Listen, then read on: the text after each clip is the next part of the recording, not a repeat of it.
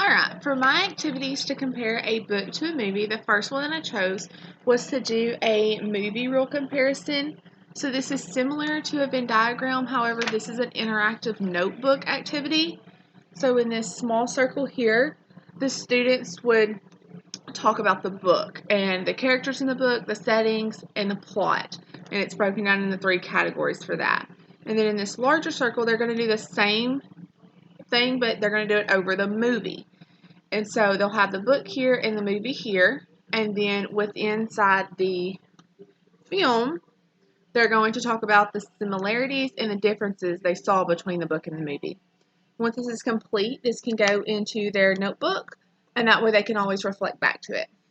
So this is the first one. For my second activity, inside of like a writing center, if I have it set up in my classroom, I'm going to use these book versus movie questions.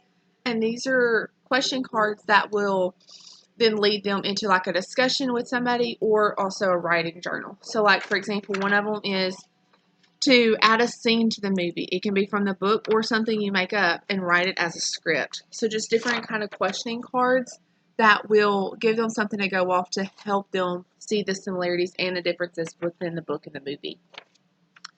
The next activity is going to be a character compare and contrast. So one of the things that was really big in my eyes for this and a takeaway for me to do the book and movie study was how when you're reading the book you come up with these characters in your mind, and then to see who is actually cast or portraying those characters in the movie was really cool for me. So to do this activity, the students would have this paper while they're reading the book, and they will get to draw what they think these people look like. And they'll also write like a few characteristics. So like an example on this is like scary, wild hair, whatever they have in their mind, their imagination, they will draw the book, and this side would be blank. And then when they watch the movie, they'll continue this paper and they'll finish in the movie side. So then they can draw or even find a picture of who was actually cast for the different characters. And then they can see how it related to what they had in their mind. And they'll also list the same characteristics over here.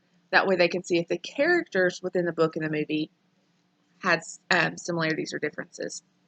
And then another activity that I came up with is at the end, once we've read the book and we've watched the movie, is to have a class debate.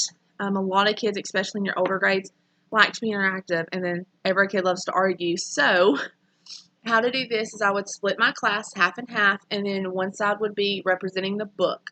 You want to convince me that the book is better, hands down, and the other side is going to represent the movie. And so they would only be able to use evidence from the book or the movie, and then once both sides had some time to get everything together, we would have a class discussion. So the kids would completely lead it. They get to go back and forth, and then I would be like the one that they're presenting this to, like the judge. You want to convince me why the book is better, why the movie is better. So that's just a fun activity that the kids can do. And then if you're going to argue it, you have to understand it. So I think that'll really give the kids an opportunity to dig deep into what their thoughts were. And that's that. Thanks.